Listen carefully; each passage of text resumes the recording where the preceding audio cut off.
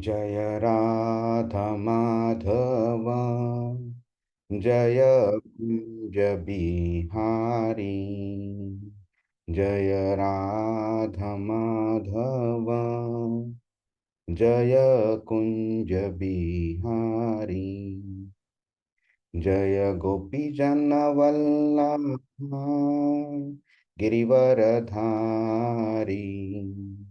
जय गोपी जन वल्लभ गिरिवरधारी। यशोदानंदन व्रज जन रंजन। यशोदानंदन व्रज जन रंजन। यमुना तीरावनचारी। यमुना तीरावनचारी। जय राधा माधव जय कुंज बिहारी। हरे कृष्णा कृष्णा कृष्णा हरे हरे। हरे राम राम राम हरे हरे। हरे कृष्णा कृष्णा कृष्णा हरे हरे। हरे राम राम राम हरे हरे। जय राधा श्याम सुंदर राधा श्याम सुंदर राधे। जय कृष्ण बलराम कृष्ण बलराम जय कृष्ण बलराम। जय गौरानिताय जय गौरानिताय। जय जय प्रभुपाद प्रभुपाद जय श्रील प्रभुपाद। हरिनाम संकीर्तन की जय। श्रीमद् भगवद गीता की जय। श्रील प्रभुपाद की जय। ओम अज्ञानतिमिरान्धस्य ज्ञानाञ्जनशलाकया चक्षुरुन्मीलितं येन तस्मै श्रीगुरवे नमः। श्रीचैतन्यमनोभीष्टं स्थापितं येन भूतले स्वयं रूप कदा मह्यं ददाति स्वपदान्तिकं। वन्देऽहं श्रीगुरो श्रीयुतपदकमलं श्रीगुरुन् वैष्णवांश्च। श्रीरूपं सागरजातं सहगण रघुनाथान्वितां तं सजीवं साद्वैतं सावधूतं परिजनसहितं कृष्णचैतन्यदेवं श्रीराधाकृष्णपादान् सहगण ललिता श्रीविशाखान्वितांश्च। हे कृष्ण करुणा सिंधो दीनबंधो जगत्पते गोपेश गोपिका कांत राधा कांत नमोस्तुते। तप्त कांचन गौरांगी राधे वृंदावनेश्वरी वृषभानुसुते देवी प्रणमामि हरिप्रिये। वाञ्छाकल्पतरुभ्यश्च कृपा सिन्धुभ्य एव च पतितानां पावनेभ्यो वैष्णवेभ्यो नमो नमः। नमो विष्णुपादाय कृष्णप्रेष्ठाय भूतले श्रीमते भक्तिवेदांत स्वामिन् इति नामिने। नमस्ते सारस्वते देवे गौरवाणी प्रचारिणे निर्विशेष शून्यवादी पाश्चात्य देशतारिणे। जय श्री कृष्ण चैतन्य प्रभु नित्यानंद श्री अद्वैत गदाधर श्रीवासादि गौरभक्त वृंद। हरे कृष्णा कृष्ण कृष्णा हरे हरे हरे राम राम राम हरे हरे। हरे कृष्णा। सगळ्यांचं अरे स्वागत आहे। आपण मागच्या आठवड्यात काय केलं कोणाला आठवते? हो प्रभूजी, आपण श्लोक नंबर 38, 39 आणि 40 केलेला. 3 श्लोक केले आणि आपण अगोदर बघितलेला की बहुतेक जे लोक असतात त्यांचा जो ते भौतिक सुखाच्या मागे लागलेले असतात. ओके. म्हणजे प्रत्येक जण भौतिक सुखाच्या मागे लागलेले असतात. आणि आपण बघितलं की कसं पण शेवटी त्यांना ते काय सुख लाभत नाही आणि कसं भौतिक भक्तीने आपल्याला भक्तीने ज्ञान मिळतं आपल्याला. आपण समजा भक्ती केली तर आपल्याला आपल्याला दिव्य ज्ञान मिळतं. आणि it is not other way. ज्ञानामुळे आपल्याला भक्ती नाही मिळत. पण भक्तीच्या मार्गावर चालण्यासाठी बेसिक ज्ञानाची गरज असते. म्हणजे मी कोण आहे? म्हणजे मी आत्मा आहे आणि मी शरीर नाहीये आणि मी कर्म केले पाहिजे आणि ते कर्म भगवंतांकरता केले पाहिजे आणि भगवंत म्हणजे श्रीकृष्ण. हे जर बेसिक ज्ञान असेल, तर आपण भक्तीच्या मार्गावर जाऊ शकतो आणि भक्तीमुळे नंतर फायनली आपल्याला दिव्य ज्ञान मिळतं आणि it is not other way. ज्ञानामुळे भक्ती नाही मिळत. आणि पुढे आपण जाऊन बघितलं की पुढच्या श्लोकामध्ये दॅट इज ऑन 39 श्लोक की कृष्ण जे आहेत ते आणखीन एक फॅक्टर इंट्रोड्यूस करतात. अ, अ, श्रद्धा. ज्ञान हा श्रद्धा. श्रद्धा श्रद्धा श्रद्धा. तर श्रद्धा ते इंट्रोड्यूस करतात. आपल्याला श्रद्धा असली पाहिजे पहिली म्हणजे. आणि श्रद्धा श्रद्धा असली तर आपण हळूहळू भक्तीच्या मार्गावर जातो आणि त्याच्यामुळे आपल्याला ज्ञान मिळतं, दिव्य ज्ञान मिळतं आणि फायनली आपल्याला शांती प्राप्त होते. आणि त्याच्या पुढच्या श्लोकात आपण बघितलं की हे आपण नाही केलं तर काय होतं, काय परिणाम होतात. तर देर आर बरोबर. Only to direct. एक तर आपण कृष्ण भक्तीच्या मार्गावर जातो किंवा इन ऑपोजिट डायरेक्शन आपण नरकाच्या मार्गाकडे जातो. There is no other way. आणि तुम्ही 3 कॅटेगरीचे लोक असतात, possibilities. Those who are ignorant, ज्यांना श्रद्धा नसते किंवा ज्यांना संशय असतो. तर ज्यांना जे इग्नोरंट असतात त्यांना आपण त्यांना कोणी सांगितलं की बाबा भक्तीच्या मार्गावर चला, तर maybe they can come in to भक्ती. आणि त्याच्यात थोडी श्रद्धा असली तर आणखीनच चांगलं. ते त्यांना ते सत्संगमध्ये येऊन त्यांना समजा थोडा फेथ असतात तर ते भक्तीच्या मार्गावर चालतात. याच्या पण जे थर्ड कॅटेगरी असतात संशय, म्हणजे दॅट इज वर्स्ट ऍक्च्युली. त्यांचं त्यांचं पतनच होतं. कारण त्यांना ज्ञान जरी असलं आणि त्यांनी भक्ती जरी चालू केली पण संशय नसता, पूर्ण कृष्णावर विश्वास नसता, तर दॅट इज वर्स्ट. आणि तुम्ही सांगितलेलं की अ, अ, जो पतनचा मार्ग असतो तो कायमस्वरूप असतो का? तर जेव्हा अर्जुन असा प्रश्न विचारतो श्रीकृष्णाला, तेव्हा it is not so. The Krishna is always eager. आपण एक पाऊल पुढे टाकलं तर कृष्ण पण आपल्याकडे 10 पावलाच्या स्पीडने म्हणजे 10 पाऊल आपल्याकडे चालत हम्म. येतो. This is what I understood. Very nice. मस्त. खूप छान. ओके, मला हे सांगायचं होतं की ज्यांच्याकडे श्रद्धा नाहीये त्यांना जर अशा व्यक्तीवरती ट्रस्ट असेल ज्याच्याकडे श्रद्धा आहे, तरी he has hope. So basically ज्याला डाऊट आहे किंवा श्रद्धा नाहीये त्या माणसासाठी पण होप्स आहे.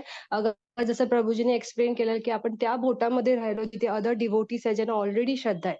सो आपण भवसागर पार करू शकतो. So it is very important to be in that process. Even if you don't have श्रद्धा, कारण ग्रॅज्युअली त्या ज्ञानाची पोटेन्सी अशी आहे की आपल्यातली श्रद्धा वाढत जाईल. आणि प्रभूजीने एक सांगितलेलं की the only way we can get this Shraddha and Jnana and Bhakti is to get Lord's mercy. जसं प्रभूजीने एक्सप्लेन केलं की surrender, humbly ask questions and follow his instructions. हम्म. सो मला हे 2 पॉइंट आहेत. आणि तिसरं की वी हॅव टू कंटिन्युअसली, म्हणजे ज्याला हे सगळं पटलेलं असतं तो और किंवा नाही पण पटलेलं असतं, ही हॅज टू डू हरिनाम संकीर्तन, ज्याच्याने त्याची ही भक्ती वाढत जाईल आणि मग देव ज्ञान देत जाईल आणि आपलं जे सेन्स कंट्रोल आहे ते वाढत जाईल. आणि जसं आता प्रभूजींनी सांगितलं तसं आपली जी शांती आहे ती आपल्याला हळूहळू मिळत जाईल. So basically everybody has hopes. Even we are doubty, we should be in the process. आणि doubts are good actually, but they should not be obstacle to the spiritual path. Doubt असेल तर जसं प्रभूजीने एक्सप्लेन केलेलं त्या साईडमध्ये ठेवायचं. पाहिजे तर देव जसं देवाला इच्छा असेल तेव्हा तेव्हा तो सॉल्व्ह करत जाईल. But we should try to always go ahead. We should be in that process. बरोबर. हरे कृष्ण. खूप छान. खूप छान. खूप 2 सुंदर एक्झाम्पल प्रभूजी तुम्ही सांगितले होते 38 आणि 40व्या श्लोकामध्ये, जे माझ्या मनात एकदम हे झाले, म्हणून मला जस्ट पुन्हा एकदा रिपीट करायचे सो दॅट आपण पुन्हा पुन्हा ते लक्षात ठेवू. की 38व्या श्लोकामध्ये तुम्ही सांगितलं होतं की जसं समुद्रावर जसे बुडबुडे असतात, ते बुडबुडे नंतर चालले जातात, तर तिथे कोणाला माहिती पण नसतं की या जागेवर बुडबुडे आले. तर समुद्र आणि बुडबुडे हे मनुष्य आणि त्याचं मटेरियलिस्टिक म्हणजे भौतिक जगातलं लाईफ याची तुम्ही म्हणजे हे केली होती तुलना काय म्हणतात तुलना तुलना केलेली होती. आणि that was such a awesome की ते म्हणजे जरी आपल्याला सगळे माहिती की मटेरियलिस्टिक लाईफ, तर ते माझ्या एकदम डोक्यात बसलं. That I wanted to bring to everyone's notice one more time.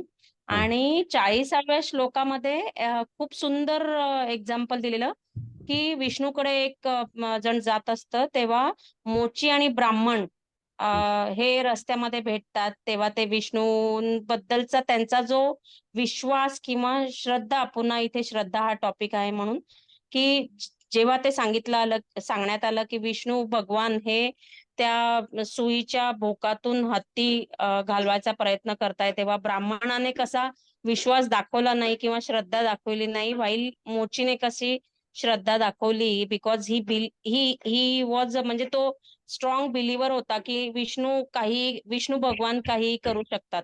तर इथे again and again it was emphasis on Shraddha basically. तर हे 2 जस्ट मला ऍड करायचे होते प्रभूजी. खूप छान, खूप छान. प्रभूजी ते बुडबुडे असतात, हरे कृष्णा, ते बुडबुडे असतात दॅट रिप्रेझेंट्स आपले पास्ट कितीतरी जन्म गेले. बरोबर.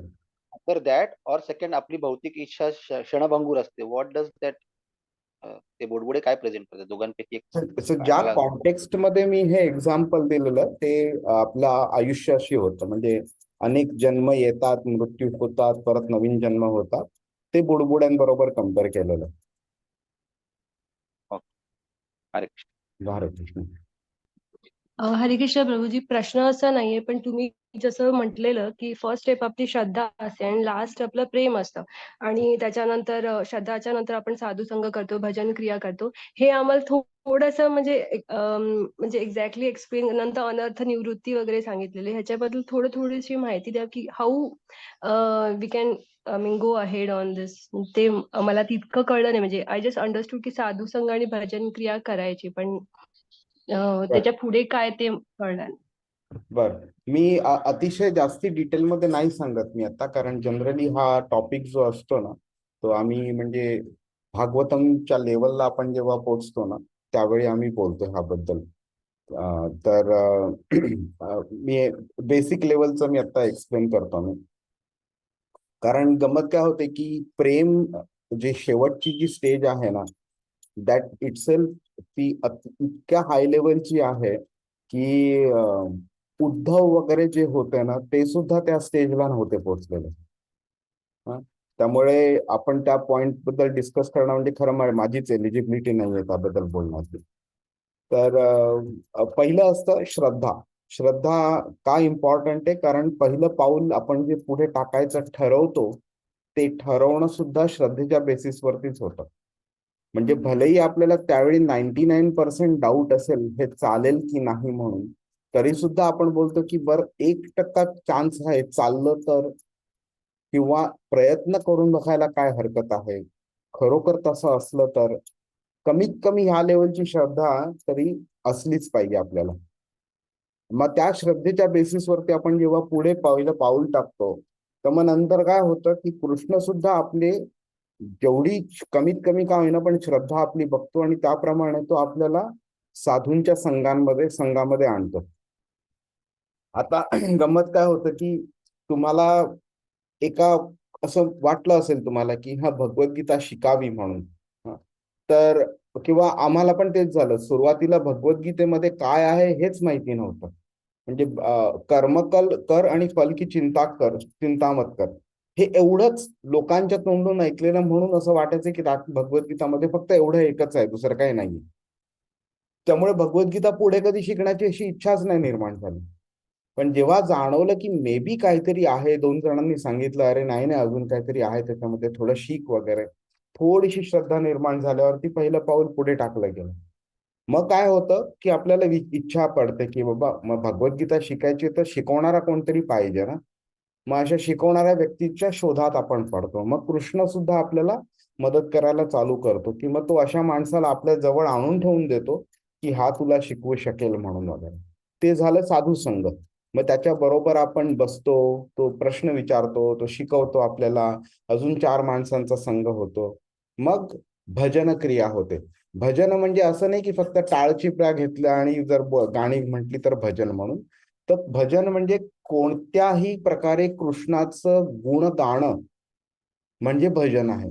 कृष्ण आत्ता जे आपण करतोय त्याला सुद्धा आपण भजन म्हणू शकतो. भजनाचे वेगळे वेगळे प्रकार असतात. पण भजन म्हणजे फक्त तो एकच प्रकार नाही की टाळचिपळ्या घेतलं तर. तर कोणत्याही प्रकारे कृष्णाचं स्मरण करणं, कृष्णा रिलेटेड बोलणं, कृष्णा रिलेटेड वागणं वगैरे हे सगळं भजनमध्ये येतं. मग काय होतं, मग आपलं इंटरेस्ट वाढायला लागतो कृष्णामध्ये. आपली वाटचाल अजून पुढे पुढे होत जाते. श्रद्धा आपली वाढत जाते कृष्णावरती.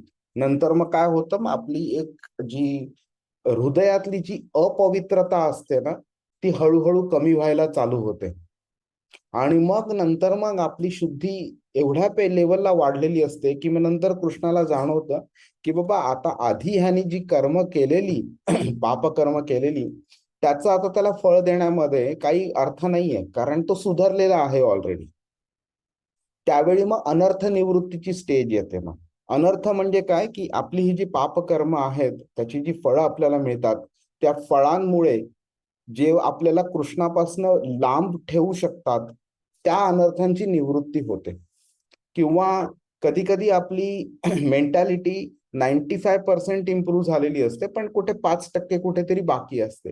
मग अशा वेळी मग कृष्ण काय करतो, त्या कर्मांची फळं मुद्दामून आपल्याला देतो आणि ज्याच्यामुळे आपली मेंटॅलिटी अजून इम्प्रूव्ह होते. आणि इम्प्रूव्ह झाल्यानंतर मग ती कर्म फळं द्यायची गरज नाही पडत. मग हळूहळू ती तो जाळून टाकतो फळं आणि त्याप्रमाणे मग अनर्थ निवृत्ती होते. आणि मग निष्ठा वाढते आपली अजून, की आपण जेव्हा अजून कृष्णाकडे चालतो, कृष्णाचं रेसिप्रोकेशन आपल्याकडे होतं, आपलं नॉलेज वाढायला लागतं, आपलं भक्ती वाढायला लागते आणि आपली जी भौतिक गोष्टींमध्ये जी इंटरेस्ट आहे तो कमी कमी होतो. ही निष्ठा वाढण्याची स्टेज झाली. आणि मग रुची वाढते आपली कृष्णामध्ये.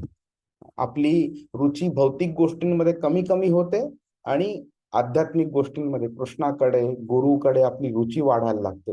मग आपल्याला काय होतं, की आता समजा तुम्हाला आता आता ह्या भगवद्गीतेच्या क्लासच्या वेळेला कोणी मित्रांनी फोन केला तर बोलले चला आपण पार्क मध्ये जाऊया, जरा थोड्या गप्पा मारूया, तिथे गाणी वगैरे म्हणूया वगैरे. तर तुम्ही काय बोलाल, की नाही नाही आता माझा भगवद्गीतेचा क्लास आहे, मी आता येणार नाही. आधी किंवा नंतर कधीही सांग, मी येईन, पण आत्ता नाही येणार. ते काय होतं, कारण ह्याच्यामध्ये रुची वाढलेली आहे तुमची. या रुचीमुळे काय होतं, की आध्यात्मिक गोष्टीमधली रुची वाढणं is inversely proportional to the भौतिक गोष्टीमधल्या रुचीमध्ये. जशी आध्यात्मिक गोष्टीतली रुची वाढते तशी भौतिक गोष्टीतली रुची कमी कमी होत राहते. मग नंतर काय होतं, कृष्णावरती आसक्ती होते. भौतिक गोष्टीमधली आसक्ती कमी होते, कृष्णावरती आसक्ती वाढते आणि कृष्णा व्यतिरिक्त आपल्याला मग जास्ती काही सुचत नाही. आपल्याला म्हणजे कृष्ण, गुरु, भगवद्गीता, भागवतम, हरिनाम ह्याच गोष्टी आपल्याला आवडायला लागतात मग नंतर. आणि त्याप्रमाणे मग भाव कृष्णाकडे आपला बदलतो.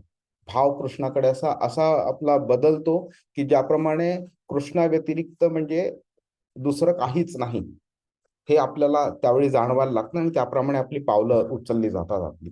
आणि मग नंतरची लास्ट स्टेज जी आहे ती प्रेम आहे. त्या प्रेमाच्या मध्ये सुद्धा भरपूर स्टेजेस आहेत.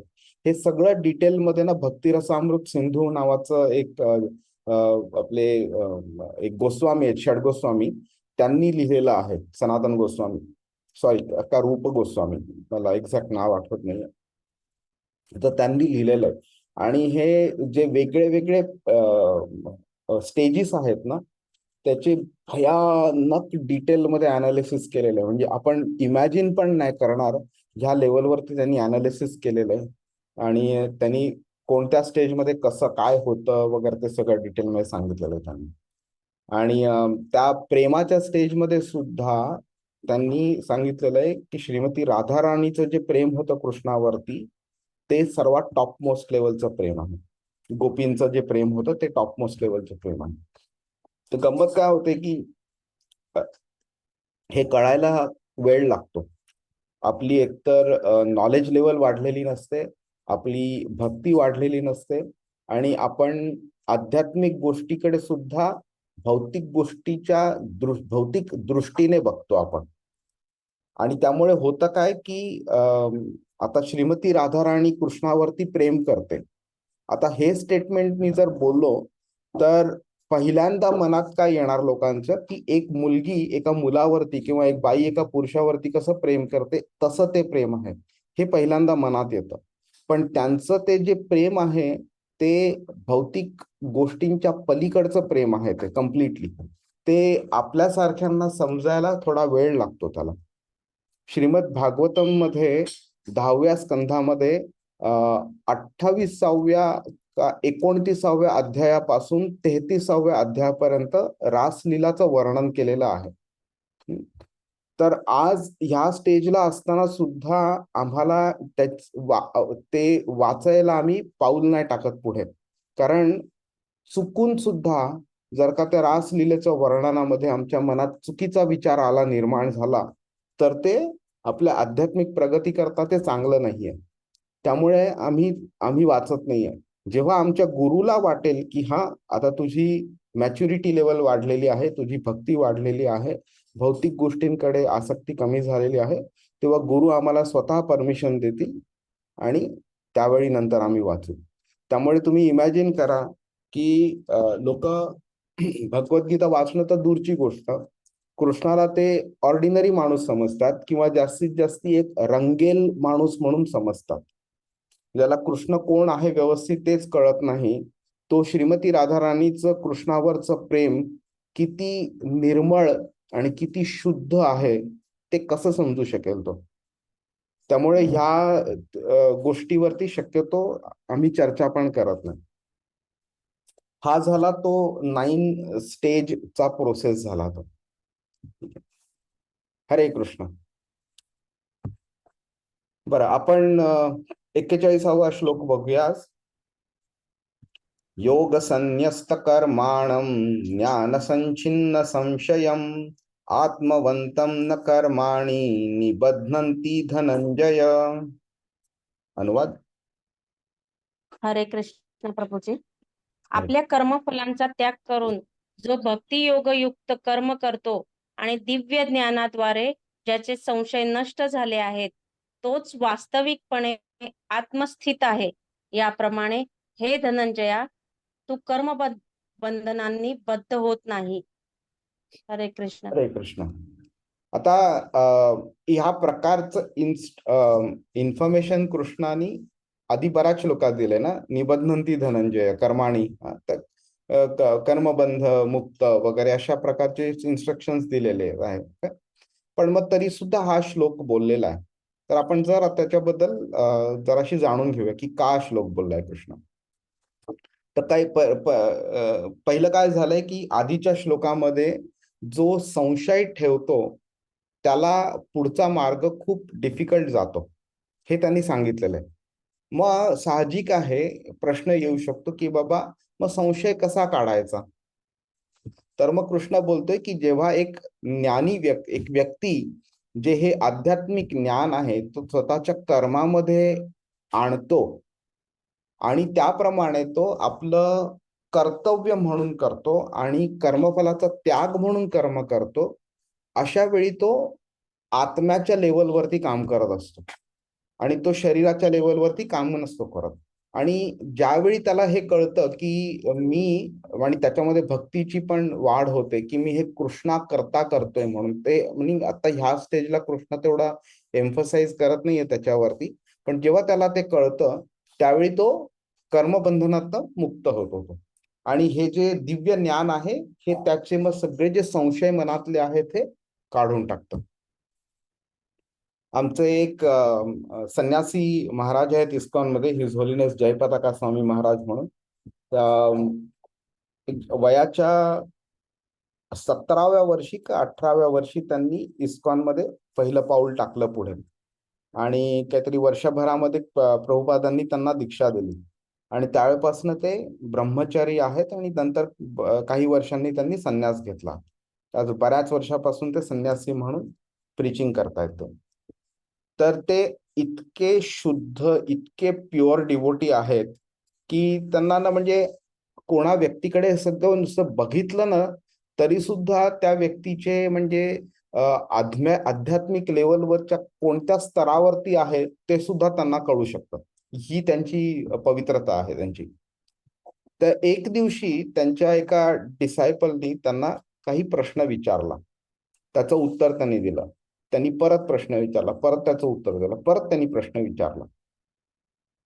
तर त्या महाराजांनी त्यांना सांगितलं की तुला एवढे मनामध्ये प्रश्न येत आहेत ह्याचा अर्थ हाच आहे की तुझं चॅन्टिंग जे आहे ते तुझं चांगल्या क्वालिटीज होत नाहीये म्हणून.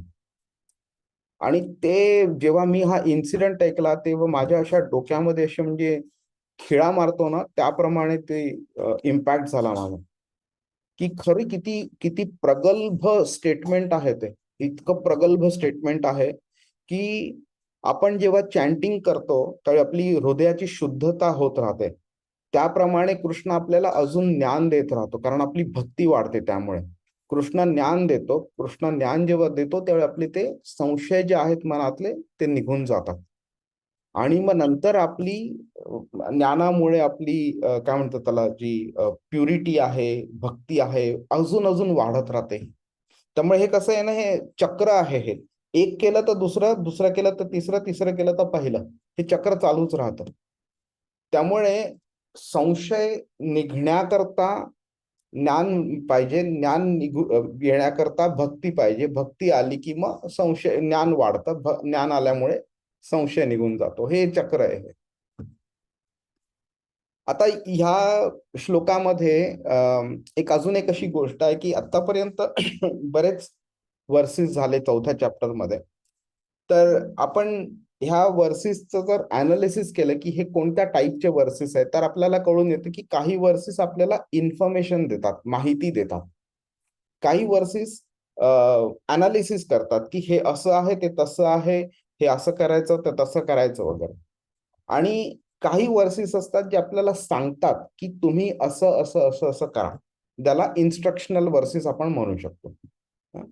तर जे 39वा आणि 40वा श्लोक होता त्यांनी काय केलं की जो श्रद्धा असते ज्या व्यक्तीकडे, श्रद्धावान लभते ज्ञानम, त्या श्रद्धा असणाऱ्या व्यक्तीला त्याला कसा फायदा होतो, त्याला कसं ज्ञान मिळतं ते कृष्णाने सांगितलं. आणि श्रद्धा ज्याच्याकडे नसते त्याचं काय होतं ते सांगितलं. तर हे अनालिसिस आहे, इन्फॉर्मेशन आहे. पण म्हणजे आता आपण करायचं काय, तर इन्स्ट्रक्शन जी आहे ती अशी आहे की पहिलं काय कर, योग संन्यस्त कर्माणम.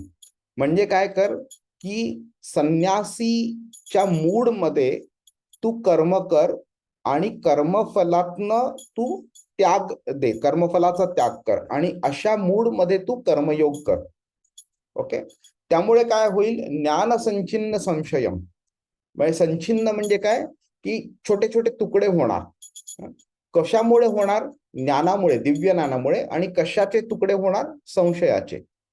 मग काय होईल तुझं, त्यामुळे की तू आत्म्याच्या लेवलवरती काम करशील. तू जे स्थित जो असशील तो आत्म्याच्या लेवलवरती असशील.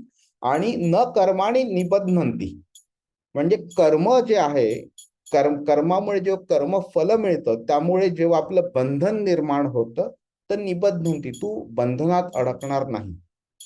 तर ही इन्स्ट्रक्शन झाली. आता सगळ्यात इम्पॉर्टंट ह्या गोष्ट जो श्लोक आहे त्याचं कसं आहे की 5वा जो अध्याय आहे त्याच्यामध्ये पहिल्या श्लोकामध्ये अर्जुन एक प्रश्न विचारतो कृष्णाला. तो काय प्रश्न आहे हे आपण 5वा अध्याय चालू झाल्यावरती शिकू आपण. पण त्या प्रश्नाला जे कारण आहे ते हा श्लोक आणि ह्याचा पुढचा श्लोक आहे. ठीक आहे. तर ह्या श्लोकाला एक अनन्यसाधारण महत्व आहे, कारण कृष्णाने 5व्या अध्यायात जे ज्ञान दिलंय ते ज्ञान तिसऱ्या चॅप्टर रिलेटेडच ज्ञान आहे, पण अतिशय डिटेलमध्ये दिलेलं आहे. आणि आपण बघू ते तिकडे 5व्या अध्यायात गेल्यावरती. पण त्या श्लोकामध्ये त्या अध्यायामध्ये जे कृष्ण बोललेलं आहे त्याचं मूळ कारण म्हणजे अर्जुनानी जे प्रश्न विचारला तो, आणि अर्जुनानी प्रश्न विचारला त्याचं मूळ कारण म्हणजे हे 41 आणि हा 42वा श्लोक आहे. तर अर्जुन का कन्फ्यूज झाला ते आपण बघूया पुढच्या वेळेला. तर आता एक प्रश्न निर्माण होऊ शकतो ना, की श्रद्धा आधी येते का ज्ञान आधी येतं? कारण श्रद्धा जर असली तर मग ज्ञान असण्याची गरजच नाही पडत. श्रद्धा आहे माझी, मी करतोय. पण ज्ञान असली तर मग श्रद्धेची गरज काय, की ज्ञान आहे आपल्याला, हो ना. जेव्हा मला माहिती आहे की 1+1=2, तर मी बोलीन का की माझी 1+1=2 वरती श्रद्धा आहे म्हणून? मी काय बोलीन, मला नॉलेज आहे 1+1=2. पण लेट से 355+622 हे पटकन कोणी मला विचारलं तर मी काय बोलेन की बाबा हा 977 असू शकतं. माझी श्रद्धा आहे त्याच्यावरती की ते असू शकतं. मला 100% माहिती नाही. पण जर का मी कॅल्क्युलेटर घेतलं आणि मी ते कॅल्क्युलेट केलं तर मला जाणवेल की हा आता माझं ज्ञान वाढलं. 355+622=977 आणि हे माझं नॉलेज आहे. त्यामुळे श्रद्धा असली तर नॉलेजची गरज नाही, नॉलेज असली तर श्रद्धेची गरज नाही. पण इथे कृष्ण काय बोलतोय इथे की तू योग संन्यस्त कर्माणम आणि त्याच्यातनं तुला ज्ञान मिळेल तुला, आणि त्या ज्ञानातनं तू संशय काढू शकतोस. म्हणजे जर ज्ञान मिळालं तर संशय निघून जातात. पण म्हणजे काय की श्रद्धा गरजेची आहे ज्ञान मिळवण्याकरता, आणि ज्ञान गरजेचं आहे श्रद्धा अतूट बनवण्याकरता. तर मग काय पहिलं बनतं? तर गंमत अशी आहे की ह्याला आपण एक सर्क्युलर लॉजिक म्हणून म्हणू शकतो या कॉन्टेक्स्टला. तर ह्याच्यामुळे काय होतंय की जी आपल्याकडे आत्ता जेवढं ज्ञान आहे त्याच्याने आपण पाऊल पुढे टाकायचं. त्या पाऊल पुढे टाकताना काय होतंय की आपण 1+1=2 आहे हे नॉलेज सफिशियंट नाहीये मला जर मॅथ्स मध्ये PhD करायची असेल तर. पण मला म्हणजे डीप लेवलचं नॉलेज लागणार. पण मला काय झालं की 1+1=2 असल्यामुळे या नॉलेजमुळे मला पुढचं पाऊल टाकायला थोडं सोपं पडतं. मला जाणवतं की बाबा मग 1+2=3 असू शकतं का, आणि म्हणून मी असू शकतं मे बी, म्हणून ह्या श्रद्धेवरती मी पुढचं पाऊल टाकतो आणि मी ते कॅल्क्युलेशन करतो. आणि मग ते कॅल्क्युलेशन बरोबर झाल्यावरती मग मला जाणवतं की बाबा हा माझं नॉलेज आधीचं जे होतं ज्याच्यामुळे माझी श्रद्धा डेव्हलप झाली त्याच्यामुळे मला आता अजून नवीन नॉलेज मिळालेलं आहे मला, आणि त्याच्यामुळे माझी आता श्रद्धा अजूनही वाढते. तर जेवढी आपल्याकडे श्रद्धा आत्ता करंटली आहे त्यांनी पाऊल पुढे टाकावं, ज्याच्यामुळे कृष्ण आपल्याला ये यथामाम प्रपद्यन्ते तांस तथैव भजाम्यहम, तसं तो आपल्याला रिवॉर्ड करत राहतो. अजून आपली श्रद्धा वाढवतो, अजून आपलं ज्ञान वाढवतो, आणि जसं ते वाढतं तसं अजून आपण पाऊल पुढे टाकतो आणि तसं तो अजून रिवॉर्ड करत तो हे चक्र चालू राहतं. मग त्यामुळे श्रद्धेमुळे आपण ज्ञान मिळवतो, ज्ञानामुळे अजून श्रद्धा वाढत राहते आपली. तर हे इंटरलिंक्ड आहे एकमेकांबरोबर. आणि तोच प्रकार आपण वापरायचा भगवद्गीता शिकताना. आधी सुरुवातीला आपल्याला फक्त एवढंच कळतं की भगवद्गीतेमध्ये असं काहीतरी ज्ञान आहे ज्याच्यामुळे माझ्या जीवनामध्ये फरक पडणार आहे म्हणून. त्यामुळे आपण पहिलं पाऊल टाकतो की कोण आहे शिकवणारा, जर आपण बघूया, जरा 1-2 क्लासेस अटेंड करू आणि बघू. मग नंतर आपल्याला आवड निर्माण होते, ज्ञान वाढतं. त्या ज्ञानामुळे आपल्याला अजून वाटतं अजून शिकावं, अजून श्रद्धा वाढते की अजूनही काहीतरी चांगलं छान डीप मध्ये असू शकतं. मग आपण अजून 2-4 पावलं पुढे टाकतो, मग अजून आपल्याला ज्ञान मिळतं, आणि हे चालूच राहतं. मग हे आणि मग एका स्टेजवरती येतं म्हणजे आपल्याला जाणवतं की नाही मला आता हरिनाम संकीर्तन चालू केलं पाहिजे. मग हरिनाम संकीर्तन चालू करतो का, तर त्यावेळी आपल्याला श्रद्धा तेवढी निर्माण झालेली असते की कृष्णाच्या वचनांमुळे की आता हरिनाम संकीर्तन आपला पुढचा मार्ग आपल्याला दाखवू शकतो आपल्याला. मग ते करत राहतो, मग त्याप्रमाणे अजून आपली शुद्धी वाढत राहते. कृष्ण आपल्याला त्याप्रमाणे अजून आपल्याला प्युअर बनवतो आणि आपल्याला अजून ज्ञान देत राहतो, आणि असा मार्ग आपण पुढे घेऊन जातो आपण. प्रभूजी इथे आपण असं म्हणू शकतो का की श्रद्धा असली पाहिजे पहिल्यांदी, तरच मग तुम्ही ज्ञानाच्या मार्गाकडे जाऊ शकतात, आणि ज्ञान घेतल्यानंतर मग अजून तुमची श्रद्धा वाढते. सो श्रद्धा आणि ज्ञान या दोघांमध्ये बघायला गेलं तर श्रद्धा has to be first. Is that right statement प्रभूजी? कम्प्लिटली 100% असं नाही बोलू शकत ते राईट आहे म्हणून, पण एकामुळे दुसरं आणि दुसऱ्यामुळे पहिलं हे होत राहतं, हे कन्फर्म्ड आहे. पण गंमत कशी होते की बीज आधी निर्माण झालं का झाड आधी निर्माण झालं, हा जसा प्रश्न येतो ना, ते तसंच आहे ते. तर गंमत कशी आहे की कोणत्या व्यक्तीनी आधीच्या जन्मी काय ज्ञान अर्जित केलेलं आणि त्यामुळे त्याला आता किती श्रद्धा निर्माण झाली, हे आता आपल्याला तसं कळणार नाही ना. कारण आत्ता जी माझी श्रद्धा आहे ती माझी आधीच्या जन्मीचं काहीतरी फळ असणार. आत्ता जे माझं ज्ञान आहे ते पण आधीच्या जन्मीचं काहीतरी फळ असणार. त्यामुळे ते कोणतं आधी चालू झालं हे आपण सांगूच शकत नाही. त्यामुळे जर का आपण अगदी पहिल्या जन्माच्या वेळी गेलो तरी आपल्याला त्यावेळी थोडंसं ज्ञान असणारच असणार, त्यावेळी सुद्धा थोडीशी श्रद्धा असणारच असणार. त्यामुळे धन्यवाद प्रभूजी. प्रॅक्टिकली असं, आणि इट डझंट मॅटर ऑल्सो की आधी काय आलं, आता जे आहे त्या बेसिसवरती आपण अजून ज्ञान आणि अजून श्रद्धा अर्जित करणं इज मोर इम्पॉर्टंट.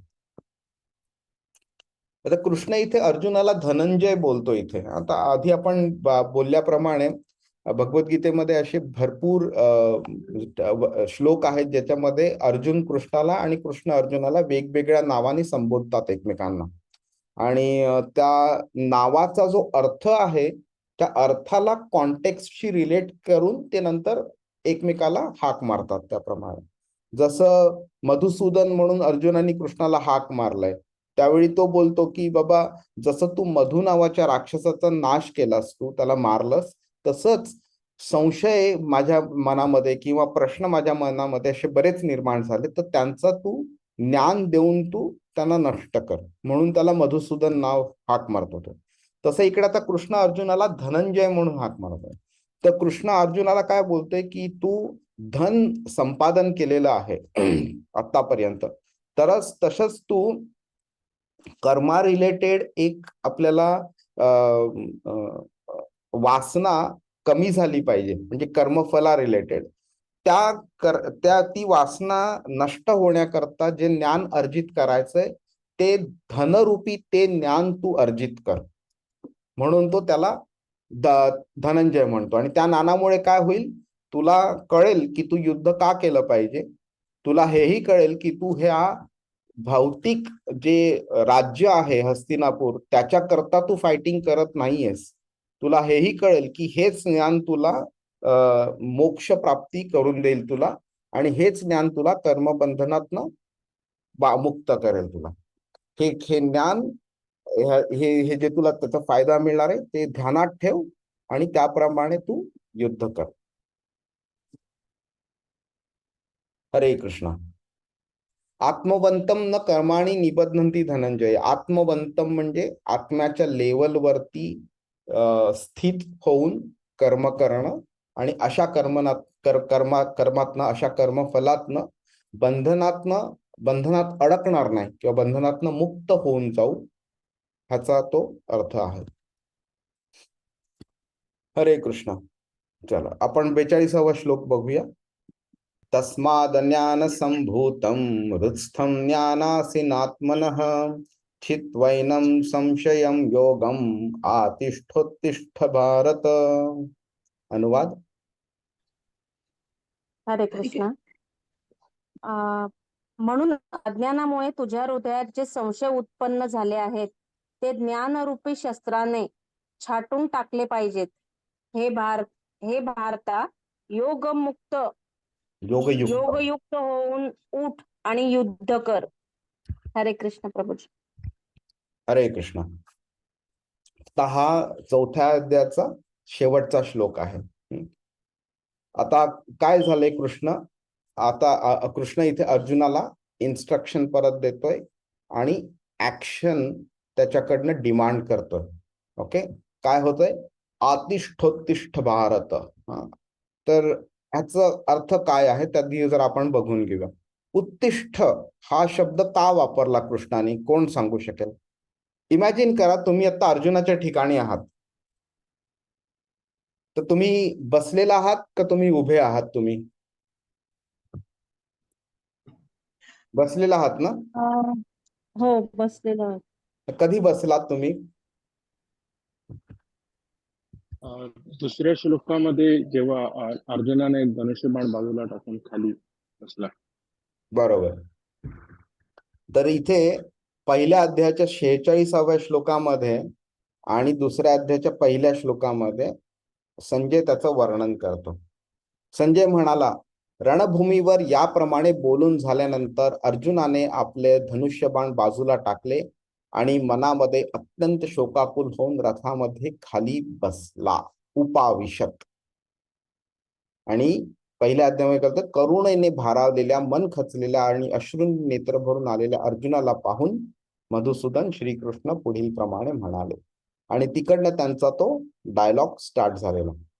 त्यामुळे अर्जुन बसलेल्या अवस्थेतच होता आणि म्हणून कृष्ण बोलला उत्तिष्ठ. पण तुम्हाला वाटतं का की फिजिकल पोस्चरच्या बेसिसवरती कृष्ण त्याला बोललेला आहे म्हणून? समजा अर्जुन ऑलरेडी उभा असता तर मग त्या शब्दाला काही अर्थ नसता का? तर it is not physical posture. Okay. तर हाही आहे की उठ आणि युद्ध कर, उभा राहा, ते एक आहे. आणि तू तुझी मानसिक वृत्ती बनव, ज्ञान संपादन कर, आणि ह्या ज्ञानाच्या बेसिसवरती तू युद्ध कर. म्हणजे तुझे जे कधी कधी आपण बोलतो ना, एखाद्याच्या शरीरामध्ये भरपूर आळस निर्माण झालेला असतो, त्यावेळी आपण बोलतो अरे उठ, काम कर लवकर, भरभर आटप. तर इकडे कसं आहे की जो मनुष्य आळस ज्याच्यामध्ये आहे पण तो बसलेला नाही, असं थकल्यासारखा हळूहळू चालतोय, त्याला आपण बोलू का उठ म्हणून? नाही, त्याला उठ नाही बोलणार. पण तरी सुद्धा उठ जरा बोललो आणि आपण शक्ती आण, आळस दूर कर, हे सुद्धा त्याला ऍप्लिकेबल आहे. तर हे त्या प्रमाणचे आहे की इथे कृष्ण त्याला बोलतोय की इट इज नॉट की हे फिजिकल लेवलवरचं हे स्टेटमेंट नाही आहे. हे बोलतोय की तुझ्या मनामध्ये जे संशय निर्माण झालेले आहेत त्यांना दूर कर. ज्ञान नावाच्या ज्ञानाचं जे शस्त्र वापर, ज्ञानासीन. आणि त्याला बोलतोय की तुझा गांडीव वापर आणि हा जे शस्त्र आहे त्या शस्त्राने तू त्या तुझे संशयाचे आहे ते त्यांना कापून टाकून छाटून टाक त्यांना. आणि त्या ज्ञानाने तू तुझे सगळे संशय बाजूला केल्यावरती तुला एक असं विश्वास निर्माण होईल. आणि त्या विश्वासाच्या बेसिसवरती तू उठ आणि फिजिकली उठ आणि तू नंतर तुझ्या इमोशन्स वरती कंट्रोल कर, नॉलेज वरती कंट्रोल कर आणि गांडीव घे आणि युद्ध कर. आता बऱ्याच वेळा असं होतं की काहींना वाटतं की कृष्णाला युद्ध नको होतं म्हणून. पण कृष्णाने असं कधीच सांगितलं नाही की त्याला युद्ध नको होतं. कृष्णाने शांतीचे प्रयत्न केले, पण त्याला माहिती होतं हे युद्ध होणार आहे म्हणून. आणि हे युद्ध होण्याचं कारण म्हणजे पांडव नाही तर दुर्योधनाची एक जो युद्ध करण्याची एक म्हणजे इतक्या वर्षांपासून एक ती इच्छा होती की पांडवांना त्याला हरवायचं होतं, मारायचं होतं आणि सिंहासन त्याला घ्यायचं होतं. आणि त्याचा सपोर्ट होता, धृतराष्ट्राचा पण सपोर्ट होता त्याला. तर ह्याच्यावरती हे युद्ध होणारच होतं. आणि कृष्णाला तर ऑफकोर्स माहिती होतं ना त्याला काय पुढे होणार आहे ते. त्यामुळे तो इथे अर्जुनाला सांगतोय क्लिअरली युद्ध कर म्हणून. त्यामुळे असं कधी आपण विचार मनात आणूच नाही की कृष्णाला युद्ध नको होतं. कृष्णाला युद्ध हवं होतं आणि पांडवांचा वापर करून तो ह्या कौरवांना मारून तो पूर्ण धर्म जो आहे तो इथे स्थापन करणार आहे तो कृष्ण. आता ह्या श्लोकाचं सुरुवात सुद्धा ह्या शब्दाने झालेली आहे, तस्मात. तस्मात म्हणजे इंग्लिशमध्ये आपण त्याला देअरफॉर म्हणू, म्हणजे आपण होतो ना म्हणून, तस्मात. तर आधीच्या श्लोकामध्ये त्यांनी काय सांगितलेलं आहे की तू जर ज्ञान वापरून कर्म केलं आणि तू योग आणि संन्यासीच्या मूड मध्ये जर का तू योग केला, म्हणजे तो आता इकडे फक्त कर्मयोगाच्या बद्दल बोलतोय पण तो पुढे भक्ती योगाबद्दल बोलेल, तर तू तुझे जे संशय निर्माण झालेले आहेत हे तू ज्ञानाने तू काढू शकतो आणि आत्मवंत म्हणजे तू आत्म्याच्या लेवलवरती स्थित होऊ शकतो. आणि तू कर्मांनी बंधनात अडकू नाही शकत.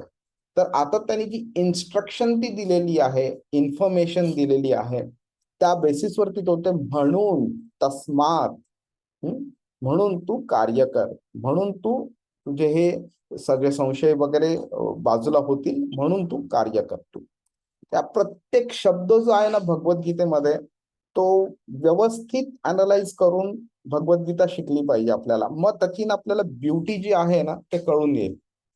आणि जेव्हा त्यांच्याकडे खरं युद्ध चालू होणार आहे, त्यांच्याकडे वेळ कमी आहे, तरी सुद्धा 700 श्लोक बोलले ते एकमेकांबरोबर. आणि मग तुम्ही इमॅजिन करा की युद्ध पण लवकर करायचंय, वेळ पण जास्त नाही, त्यावेळी कमीत कमी श्लोकांमध्ये, कमीत कमी वेळेमध्ये जास्तीत जास्त इन्फॉर्मेशन भगवानांनी दिलेली. त्यामुळे त्यांनी प्रत्येक शब्द जो आहे त्याचा परफेक्ट शब्द, त्याचा परफेक्ट वापर त्यांनी त्याचा तिकडे केलेला आहे.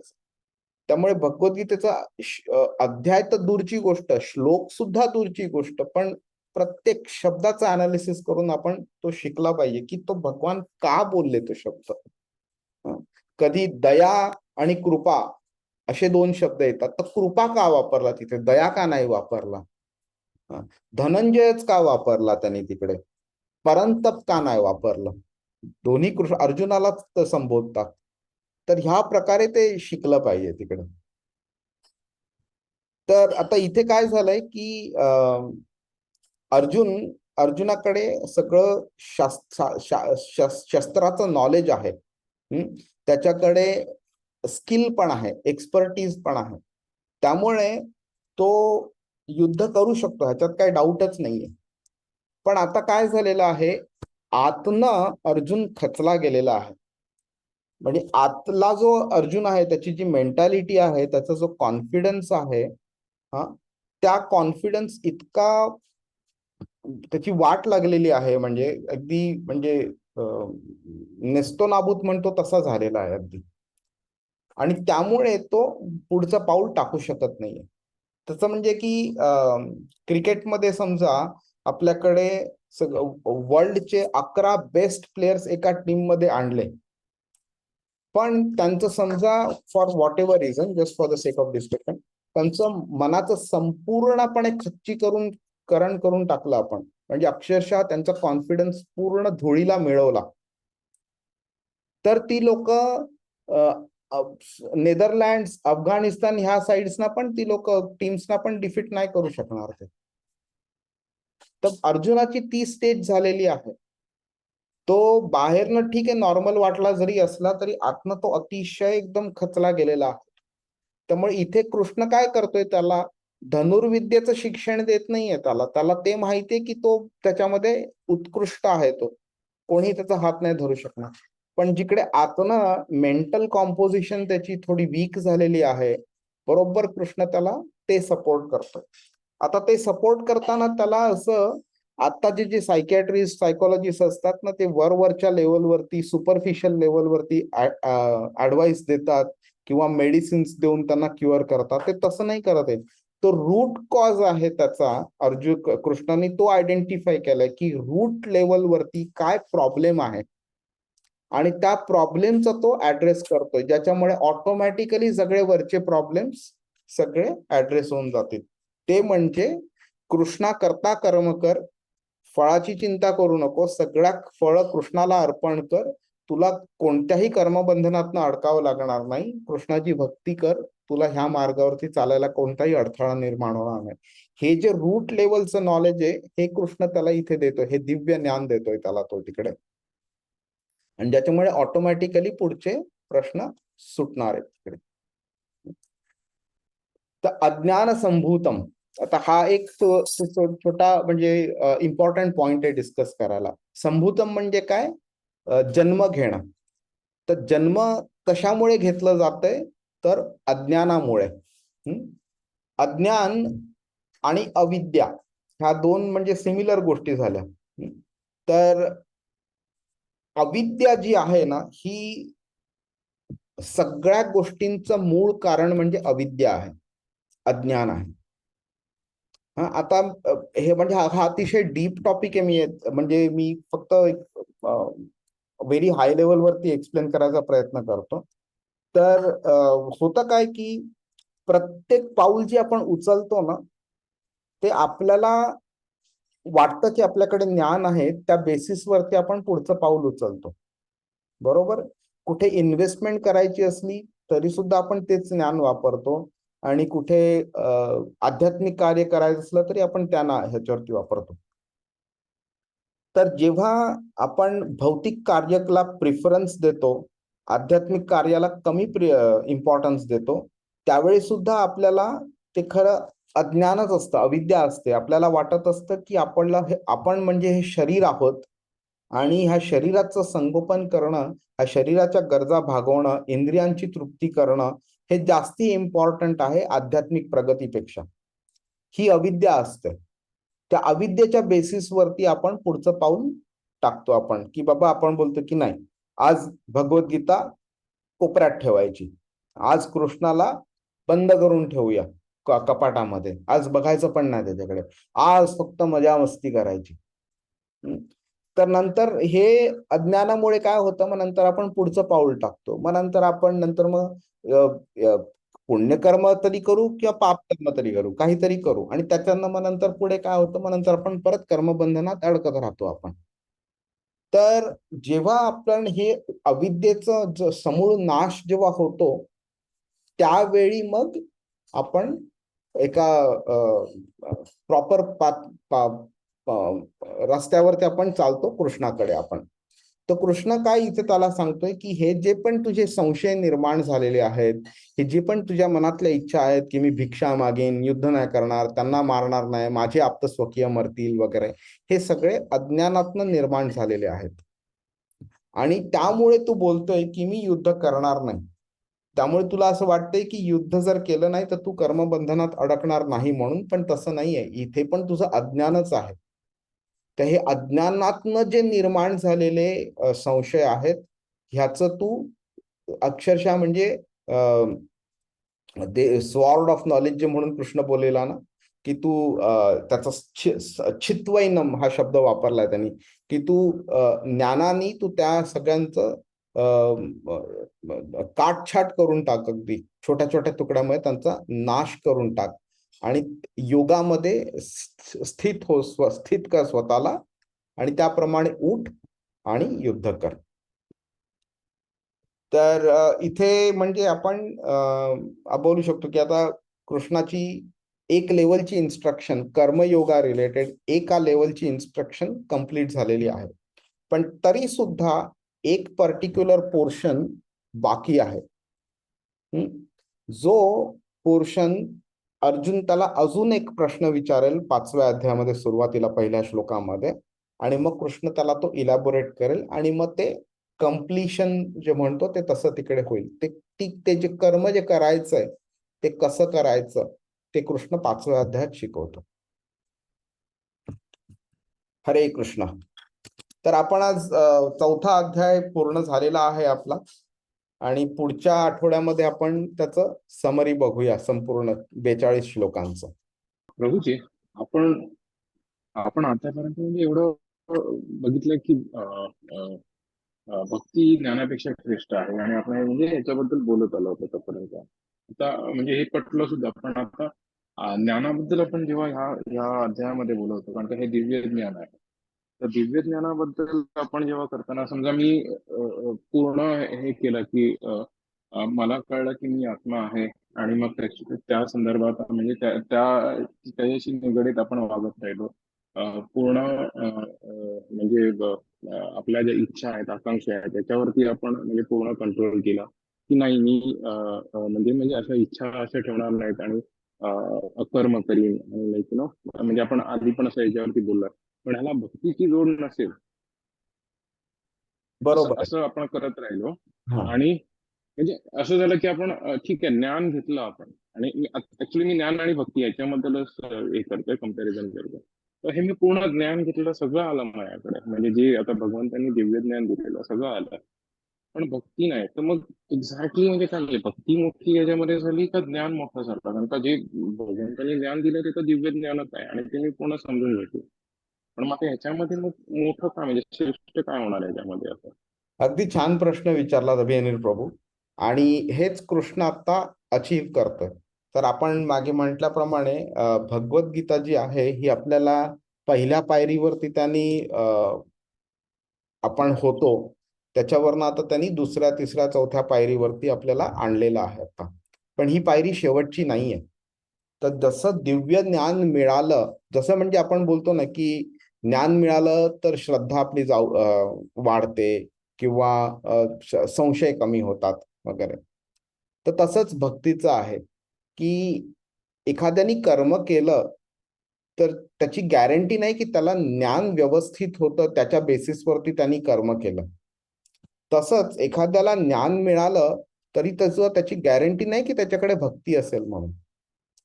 आणि आपण आई आणि मुलाचं ते एक्झाम्पल जे घेतलंय ना ते परफेक्टली ह्या स्टेजमध्ये फिट होतं आता. की बाबा रोबॉट पण कर्म करतो पण त्याला का कर्म करतो हे माहिती नसतं. माझ्या मास्टरनी प्रोग्राम लिहून ठेवलाय माझ्या डोक्यामध्ये आणि त्याप्रमाणे मी कर्म करतो. मग नंतर काय होतं की समजा एक घरी एक मेड ठेवली जी मदत करते. आई नाहीये घरी, 2 दिवस बाहेर गेलेली आहे, तर ती मेड आहे ती काम करते. तर तिला माहिती असतं ती का करते की बाबा मुलाला जेवण द्यायचं म्हणजे त्याचं तब्येत चांगली होऊ शकते. त्याला भूक लागलेली असेल तर त्याला त्रास होईल भुकेमुळे वगैरे, किंवा आता त्याचं शरीर थोडं मातीत खेळून आलाय तर त्याला आता ते शरीर घाण झालंय, त्याला आंघोळ करायची वगैरे. तर तिला ते ज्ञान असतं. तर ती कर्म पण तेच करते जो तो रोबोट करणार असेल तर. पण तिला ज्ञान असतं की ती का करते म्हणून. त्या रोबोटला ते माहिती नसतं. पण ह्याचा अर्थ हा नाही की ती प्रेमाने करते सगळं. बरोबर. तर इकडे मेडला जेव्हा आपण आई बरोबर कम्पेअर करू त्यावेळी आपल्याला कळून येईल की आई कर्म पण करते रोबोट सारखं. आईला ज्ञान पण असतं जे मेडला आहे ती का करते म्हणून. पण आईकडे ते असतं जे त्या मेडकडे नाहीये, जे म्हणजे प्रेम. आणि ते प्रेम ओव्हरराइड्स एव्हरीथिंग. म्हणून आपण शिकलो ना 9व्या अध्यायाच्या 26व्या श्लोकामध्ये 27व्या श्लोकामध्ये पत्रम पुष्पम फलम तोयम यो मे भक्त्या प्रयच्छति तदहम भक्ती उपरतम अश्नामी प्रयतात्मना.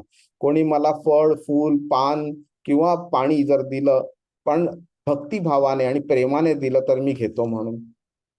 तर इकडे तेच झालं ना, कृष्णाला काहीतरी द्यायचंय हे ज्ञान आहे. आणि कृष्णाला काहीही दिलं तरी चालतं. म्हणून आपण पत्रपुष्प फल तोय दिलं तरी कृष्ण घेतो. पण हे ज्ञान झालं आणि देणं हे कर्म झालं. पण कृष्ण काय बोलतो, मी घेतो तेव्हाच जेव्हा कोणी भक्तिभावाने आणि प्रेमाने देतो. झालं. मग इकडे तेच झालं ना, करणं का करणं आणि प्रेमाने करणं हे 3 स्टेजेस झाले. तर आता आपण भगवद्गीतेच्या त्या स्टेजवरती आहोत जिकडे काय करायचं आणि का करायचं ते आपल्याला कळतंय आता. फक्त ते भक्ती त्याच्यामध्ये कशी ऍड करायची ते आता अजून कळलेलं नाहीये. त्या स्टेजवरती कृष्णाने अजून आपल्याला आणलेलं नाहीये. जे येईल आपण साधारणपणे 6व्या अध्यायाच्या 47व्या श्लोकापासून, म्हणजे शेवटचा श्लोक 6व्या अध्यायाचा, आणि 7व्या अध्यायापासून भक्तियोग चालू होईल. त्यावेळी कृष्ण आपल्याला डिटेलमध्ये सांगेल. ठीक आहे. हो प्रभूजी, कळलं. आता म्हणजे याच्यामध्ये ते म्हणजे प्रेमाचे जे म्हणजे तत्व ऍड होतं का याच्यामध्ये भक्ती आणि आणि तुम्ही जसं सांगितलं की ठीक आहे रासलीला म्हणजे वाचू म्हणजे जे वाचताना सुद्धा म्हणजे जर तुमच्यामध्ये ते प्रेम नसेल तर तुम्हाला ते का समजणार नाही. हे त्याच एक उदाहरण आहे. भक्ती असून आतमध्ये म्हणजे प्रेम जिथपर्यंत जागृत होत नाही तिथपर्यंत तुम्ही ते ज्ञान प्राप्त करण्यासाठी तुम्ही म्हणजे एलिजिबलच नसतात. असं नाही, पण बेसिकली म्हणजे ती इंटर पुढची रिलेटेड. स्टेप आहे ती. हा इंटर रिलेटेड आहे म्हणजे ती पुढची स्टेज आहे. पण ती प्रेम जे आहे ते अत्युच्च का आहे त्याच्याकडे सुद्धा म्हणजे एक आन्सर होतं याच्यामध्ये. बरोबर ना? हो बरोबर. हरे कृष्ण. हरे कृष्ण. हरे कृष्ण. श्रद्धा